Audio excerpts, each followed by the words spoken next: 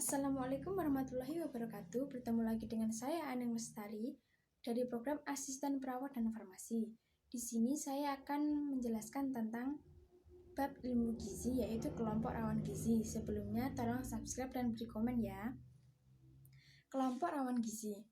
Pengertian: kelompok rawan gizi adalah suatu kelompok di dalam masyarakat yang paling mudah menderita gangguan kesehatannya atau rentan karena kekurangan gizi.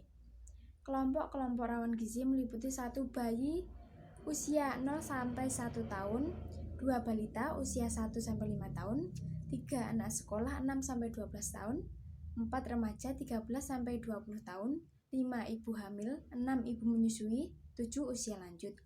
Bayi usia 0-1 tahun. Di dalam siklus kehidupan manusia, bayi berada dalam masa pertumbuhan dan perkembangan yang paling pesat. Bayi yang dilahirkan dengan sehat pada umur 6 bulan akan mencapai pertumbuhan atau berat badan 2 kali lipat dari berat badan pada waktu dilahirkan.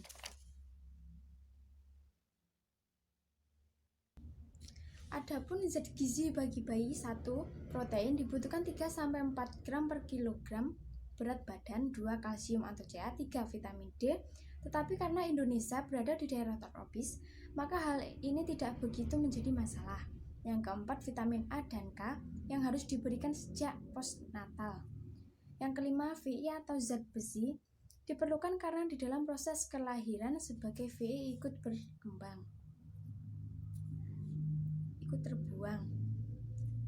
Yang kedua, kelompok anak balita. Anak balita juga merupakan kelompok umur yang rawan gizi dan rawan penyakit. Yang kedua, penyakit infeksi dengan status gizi. Yang ketiga, asupan makanan dengan status gizi balita. Yang keempat, pelayanan kesehatan dengan status gizi balita. Yang kelima, ketahapan pangan dengan status gizi balita. Yang keenam, kesehatan lingkungan dengan status gizi balita. Yang ketujuh, ASI eksklusif dengan status gizi balita. Yang kedelapan, MPASI dengan status gizi. 9, tingkat pengetahuan dengan status gizi balita. Yang ketiga, kelompok anak sekolah. Pada umumnya, kelompok umur ini mempunyai kesehatan yang lebih baik dengan kesehatan anak balita. Masalah yang timbul pada kelompok ini antara lain berat badan rendah, defisiensi Ve atau kurang darah, dan defisiensi vitamin E.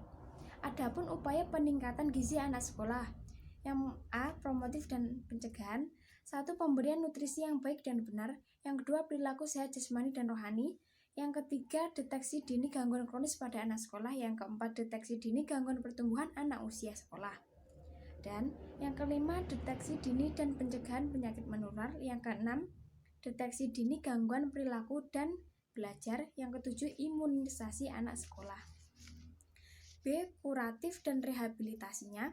A. Penanganan pertama kegawat daruratan di sekolah. Yang kedua, penanganan pertama kecelakaan di sekolah. Yang ketiga, keterlibatan guru dalam penanganan anak dengan gangguan perilaku dan gangguan belajar.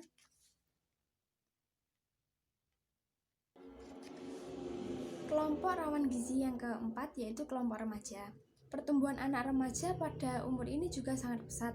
Kemudian juga kegiatan jasmani termasuk olahraga juga pada kondisi puncaknya. Oleh sebab itu, apabila konsumsi makanan tidak seimbang dengan kebutuhan kalori untuk pertumbuhan dan kegiatan-kegiatannya, maka akan terjadi defisiensi yang akhirnya dapat menghambat pertumbuhannya. Gizi seimbang bagi remaja: 1. Syukuri dan nikmati aneka ragam makanan. Yang kedua, banyak makanan sayur dan cukup buah. Yang ketiga, biasakan mengkonsumsi lauk pauk yang mengandung protein tinggi. Yang keempat, batasi konsumsi pangan manis, asin, dan berlemak. Yang kelima, biasakan sarapan. Yang keenam, minum air putih yang cukup. Yang ketujuh, biasakan membaca label kecukupan gizi pada kemasan pangan. Dan yang delapan, lakukan aktivitas fisik yang cukup dan pertahankan berat badan normal. Kelompok yang kelima, kelompok ibu hamil. Ibu hamil sebenarnya juga berhubungan dengan proses pertumbuhan, yaitu pertumbuhan janin yang dikandungnya dan pertumbuhan berbagai organ tubuhnya sebagai pendukung proses kehamilan tersebut. Misalnya kelenjar mamae. Untuk mendukung berbagai proses pertumbuhan ini, maka kebutuhan pangan sebagai sumber energi juga meningkat. Kebutuhan kalori tambahan bagi ibu hamil sekitar kalori per hari. Kebutuhan zat gizi pada ibu hamil: 1 zat besi, 2 asam folat, 3 kalsium, 4 vitamin D, 5 kolin, 6 vitamin C, 7 lodium, 8 seng. Adapun untuk ibu menyusui, yang pertama protein, kedua lemak, ketiga zat besi, keempat kalsium, kelima vitamin C, 6 vitamin E, 7 kalium, dan 8 kolin. Kelompok yang terakhir, kelompok lansia.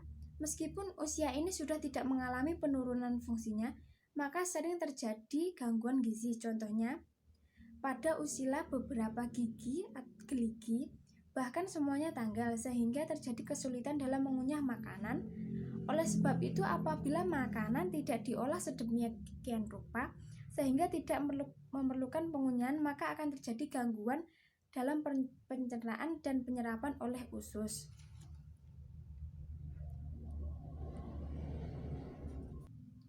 Adapun faktor yang mempengaruhi kebutuhan gizi lansia, yang pertama, biasakan mengonsumsi sumber kalium. Yang kedua, minum air putih sesuai kebutuhan. Yang ketiga, tetap melakukan aktivitas. Yang keempat, batasi konsumsi gula, garam, dan lemak. Yang kelima, biasakan mengonsumsi makanan berserat. Adapun kebutuhan zat gizi untuk lansia, yang pertama kalsium, yang kedua lemak, yang ketiga serat, yang keempat cairan zat besi, yang kelima vitamin C dan D, dan yang keenam seng. Terima kasih atas waktunya. Mohon maaf bila ada kesalahan kata dari saya. Sekian, wassalamualaikum warahmatullahi wabarakatuh.